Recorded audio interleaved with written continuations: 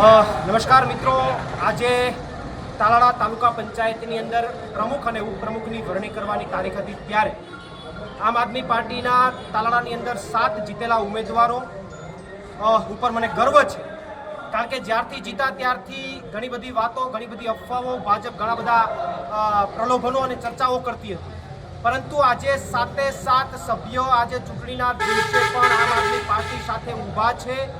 ક્યાંય કોઈ વેચાયા નથી, ક્યાંય કોઈ પ્રલોભનમાં આવ્યા નથી।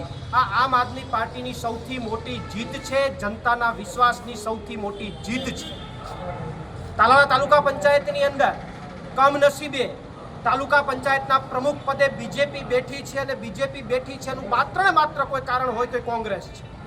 કોંગ્રેસના 2 સભ્યો હોવા છતાં એમને આમ આદમી પાર્ટીએ ઉપપ્રમુખ, કારોબારી અને ન્યાય સમિતિ આ તમામ વસ્તુઓ આપવાની બાહેંધરી આપી હોવા છતાં એમણે આમ આદમી પાર્ટીના પ્રમુખ પદના ઉમેદવારમાં સમર્થન ન આપ્યું અને બીજેપીના પ્રમુખને બેસાડવામાં ઇનડાયરેક્ટલી ક્યાંક સમર્થન આપી દીધું હોય એવું અહીંયાથી પ્રતીત થાય છે।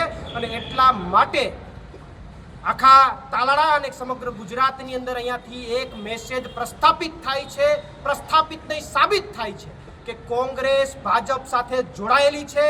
કોંગ્રેસ ભાજપનો પ્રમુખ બેસે એમાં એને રસ છે અને એટલા માટે જેને આમ આદમી પાર્ટીને ટેકો ન આપ્યો એટલું બધું આપવા છતાં પણ એટલે હવે પ્રજાએ પણ સમજવાની જરૂર છે। જે બીજેપીની બી ટીમ બનીને કામ કરે છે, બીજેપી સાથે કામ કરે છે, એને ઘર ભેગા કરવાની જરૂર છે। અને તાલાળાની અંદર આમ આદમી પાર્ટી અમારા 7 વ્યક્તિ વિપક્ષની અંદર મજબૂતીથી કામ કરશે, વિપક્ષમાં મજબૂતીથી કામ કરશે, ત્યારે તાલાળા તાલુકાની અંદર તમામ જનતાએ સત્તા વિરોધી મતની વાત આવે તો હવે આમ આદમી પાર્ટીને મતદાન કરવા માટે હું તમામને અપીલ કરું છું।